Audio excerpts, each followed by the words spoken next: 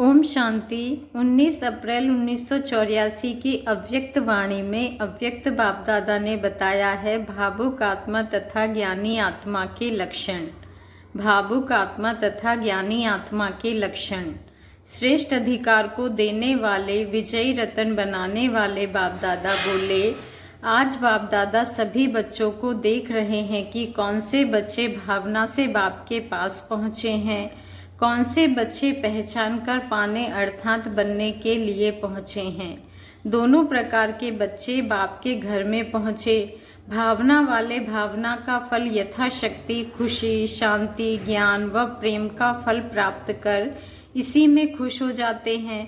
फिर भी भक्ति की भावना और अब बाप के परिचय से बाप व परिवार के प्रति भावना, इसमें अंतर है। भक्ति की भावना अंधश्रद्धा की भावना है, इनडायरेक्ट मिलने की भावना अल्पकाल के स्वार्थ की भावना है। वर्तमान समय के ज्ञान के आधार पर जो बच्चों की भावना है वह भक्ति मार्ग से अति श्रेष्ठ है, क्योंकि इनडायरेक्ट देव आत्माओं द्वारा नहीं है।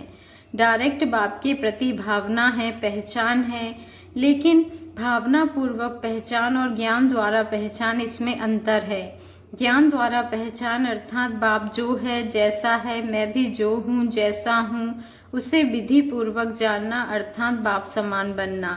जाना तो सभी ने है, लेकिन भावना पूर्वक व ज्ञान की विधि पूर्वक, इस अंतर को जानना पड़े। तो आज बाप दादा कई बच्चों की भावना देख रहे हैं। भावना द्वारा भी बाप को पहचानने से वर्षा तो प्राप्त कर ही लेते हैं, लेकिन संपूर्ण वर्षे के अधिकारी और वर्षे के अधिकारी, यह अंतर हो जाता है। स्वर्ग का भाग्य व जीवन मुक्ति का अधिकार भावना वालों को और ज्ञान वालों को मिलता दोनों को है। सिर्फ पद की प्राप्ति में अंतर हो जाता है। बाबा शब्द दोनों ही कहते हैं और खुशी से कहते हैं, इसलिए बाबा कहने और समझने का फल वर्षे की प्राप्ति तो होनी ही है। जीवन मुक्ति के अधिकार के हकदार तो बन जाते हैं, लेकिन अष्ट रतन 108 विजयी रतन 16,000 और फिर 9 लाख, कितना अंतर हो गया। माला 16,000 की भी है और 108 की भी है। 108 में 8 विशेष भी हैं। माला के मणके तो सभी बनते हैं, कहेंगे तो दोनों को मणके ना। 16,000 की माला का मणका भी खुशी और फकुर से कहेगा कि मेरा बाबा और मेरा राज्य। राज्य पद में राज्य तख्त के अधिकारी और राज्य घराने के अधिकारी और राज्य घराने के संपर्क में आने के अधिकारी, यह अंतर हो जाता है। भावुक आत्माएं और ज्ञानी तू आत्माएं, नशा दोनों को रहता है। बहुत अच्छी प्रभु प्रेम की बातें सुनाते हैं। प्रेम स्वरूप में दुनिया की सुध बुध भी भूल जाते हैं। मेरा तो एक बाप, इस लगन के गीत भी अच्छे गाते हैं, लेकिन शक्ति रूप नहीं होते हैं। खुशी में भी बहुत देखेंगे, लेकिन अगर छोटा सा माया का विघ्न आया तो भावुक आत्माएं घबराएंगे भी बहुत जल्दी, क्योंकि उनमें ज्ञान की शक्ति कम होती है। अभी अभी देखेंगे बहुत मौज में बाप के गीत गा रहे हैं, और अभी अभी माया का छोटा सा बार भी खुशी के गीत के बजाय क्या करूं, कैसे करूं, क्या होगा, कैसे होगा, ऐसे क्या क्या के गीत गाने में भी कम नहीं होते। ज्ञानी तू आत्माएं सदा स्वयं को बाप के साथ रहने वाले मास्टर सर्वशक्तिमान समझने से माया को पार कर लेते हैं। क्या क्यों के गीत नहीं गाते। भावुक आत्माएं सिर्फ प्रेम की शक्ति से आगे बढ़ते रहते हैं, माया से सामना करने की शक्ति नहीं होती। ज्ञानी तू आत्मा समान बनने के लक्ष्य से सर्व शक्तियों का अनुभव कर सामना कर सकते हैं। अब अपने आप से पूछो कि मैं कौन, भावुक आत्मा है या ज्ञानी तू आत्मा है। बाप तो भावना वालों को भी देख खुश होते हैं। मेरा बाबा कहने से अधिकारी तो हो ही गए ना, और अधिकार लेने के भी हकदार हो ही गए।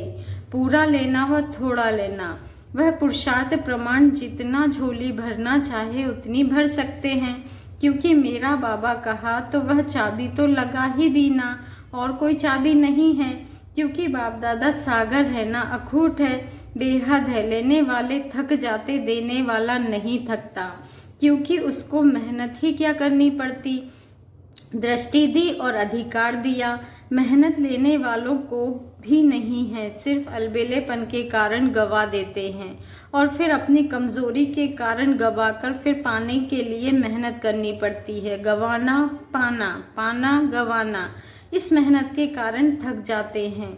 खबरदार, होशियार हैं तो सदा प्राप्ति स्वरूप हैं। जैसे सतयुग में दासियां सदा आगे पीछे सेवा के लिए साथ रहती है, ऐसे ज्ञानी तू आत्मा बाप समान श्रेष्ठ आत्मा के अब भी सर्वशक्ति सर्वगुण सेवाधारी के रूप में सदा साथ निभाते हैं।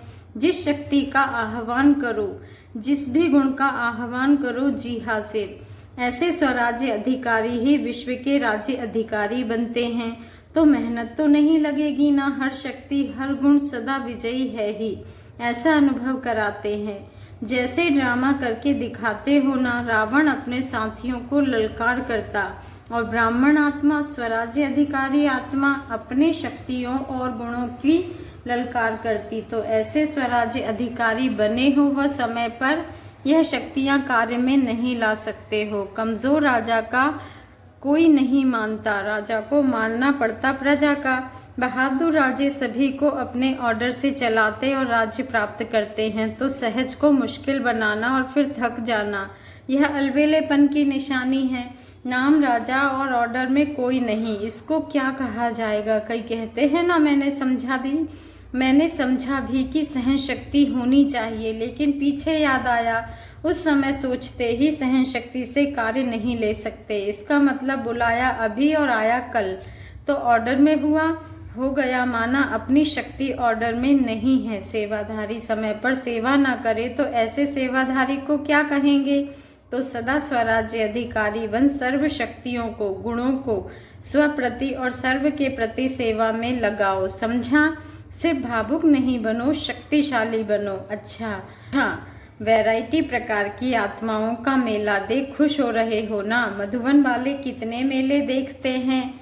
बाबा ने कहा कितने वैरायटी ग्रुप्स आते हैं। बाप दादा भी वैरायटी फुलवाड़ी को देख हर्षित होते हैं। भले आए।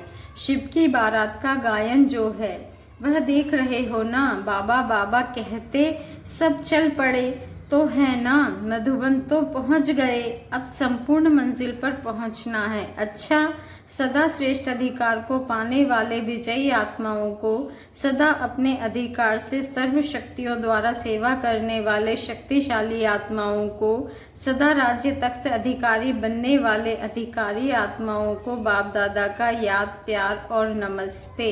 और हम रूहानी बच्चों का रूहानी बाप दादा को दिल से याद प्यार, गुड मॉर्निंग और नमस्ते। शुक्रिया बाबा, शुक्रिया। अलग अलग पार्टियों से अव्यक्त बाप दादा की मुलाकात। पंजाब जोन से सभी पंजाब निवासी महावीर हो ना, डरने वाले तो नहीं हो, किसी भी बात का भय तो नहीं है। सबसे बड़ा भय होता है मृत्यु से। आप सब तो हो ही मरे हुए को मरने का क्या डर। मृत्यु से डर तब लगता है जब सोचते हैं अभी यह करना है, यह करें, और वह पूर्ति नहीं होती है तो मृत्यु से भय होता है। आप तो सब कार्य पूरा कर एवर रेडी हो, यह पुराना चोला छोड़ने के लिए एवर रेडी हो ना, इसलिए डर नहीं। और भी जो भयभीत आत्माएं हैं उन्हों को भी शक्तिशाली बनाने वाले, दुख के समय पर सुख देने वाली आत्माएं हो, सुखदाता के बच्चे हो।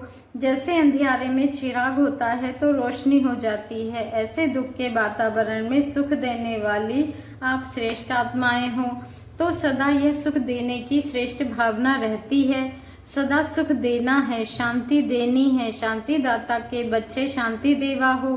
तो शांति देवा कौन है? अकेला बाप नहीं, आप सब भी हो। तो शांति देने वाले शांति देवा, शांति देने का कार्य कर रहे हो ना।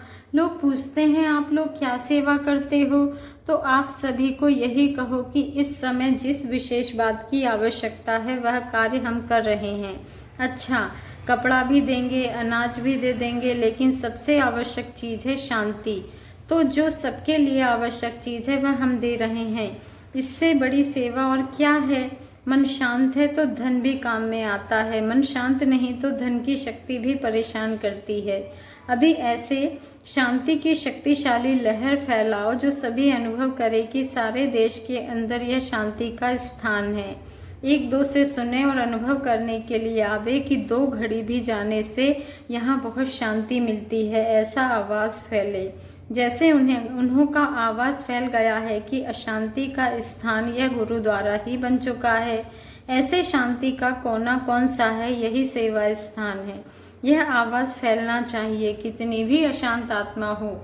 जैसे रोगी हॉस्पिटल में पहुंच जाता है, ऐसे यह समझे कि अशांति के समय इस शांति के स्थान पर ही जाना है। ऐसी लहर फैलाओ। यह कैसे फैलेगी, इसके लिए 1-2 आत्माओं को भी बुलाकर अनुभव कराओ।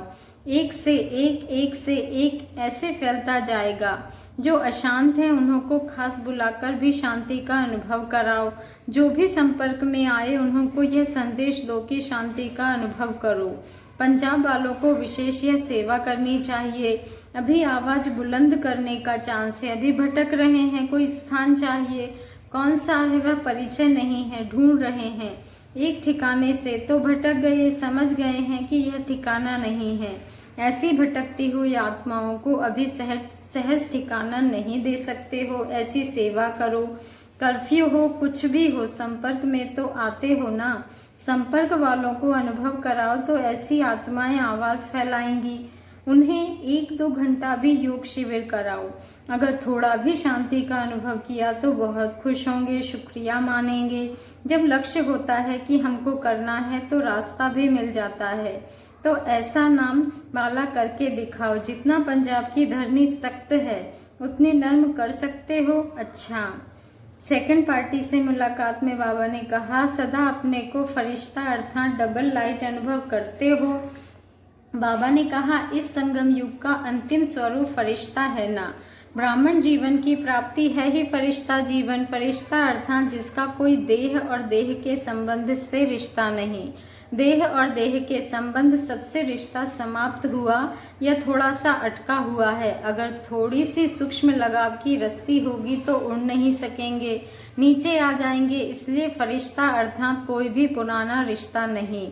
जब जीवन ही नया है तो सब कुछ नया होगा। संकल्प नया, संबंध नया, ऑक्यूपेशन नया, सब नया होगा। अभी पुरानी जीवन स्वप्न में भी स्मृति में नहीं आ सकती। अगर थोड़ा भी देह भान में आते हो तो भी रिश्ता है तब आते हो। अगर रिश्ता नहीं है तो बुद्धि जा नहीं सकती। विश्व की इतनी आत्माएं हैं, उन्हों से रिश्ता नहीं तो याद नहीं आती है ना। याद वह आते हैं जिससे रिश्ता है। तो देह का भान आना अर्थात देह का रिश्ता है। अगर देह के साथ जरा सा लगाव रहा तो उड़ेंगे कैसे। बोझ वाली चीज को ऊपर कितना भी फेंको नीचे आ जाएगी। तो फरिश्ता माना हल्का, कोई बोझ नहीं। मर्जीवा बनना अर्थात बोझ से मुक्त होना। अगर थोड़ा भी कुछ रह गया तो जल्दी जल्दी खत्म करो, नहीं तो जब समय की सीटी बजेगी तो सब उड़ने लगेंगे और बोझ वाले नीचे रह जाएंगे। बोझ वाले उड़ने वालों को देखने वाले हो जाएंगे। तो यह चेक करना कि कोई सूक्ष्म रश्मि भी रह तो नहीं गई है, समझा। तो आज का विशेष वरदान याद रखना कि निर्बंधन फरिश्ता आत्माएं हैं, बंधन मुक्त आत्माएं हैं। फरिश्ता शब्द कभी नहीं भूलना, फरिश्ता समझने से उड़ जाएंगे। वरदाता का वरदान याद रखेंगे तो सदा माला माल रहेंगे। अच्छा, थर्ड पार्टी से मुलाकात में बाबा ने कहा, सदा अपने को शांति का संदेश देने वाले, शांति का पैगाम देने वाले संदेशी समझते हो। ब्राह्मण जीवन का कार्य है संदेश देना। कभी इस कार्य को भूलते तो नहीं हो। रोज चेक करो कि मुझ श्रेष्ठ आत्मा का श्रेष्ठ कार्य है वह कहाँ तक किया, कितनों को संदेश दिया, कितनों को शांति का दान दिया। संदेश देने वाले महादानी वरदानी आत्माएं हो। कितने टाइटल्स हैं आपके। आज की दुनिया में कितने भी बड़े ते बड़े टाइटल हो, आपके आगे सब छोटे हैं। वह टाइटल देने वाली आत्माएं हैं, लेकिन अब बाप बच्चों को टाइटल देते हैं। तो अपने भिन्न भिन्न टाइटल्स को स्मृति में रख, उसी खुशी उसी सेवा में सदा रहो। टाइटल की स्मृति से सेवा स्वतः स्मृति में आएगी। अच्छा, ओम शांति। शुक्रिया बाबा, शुक्रिया।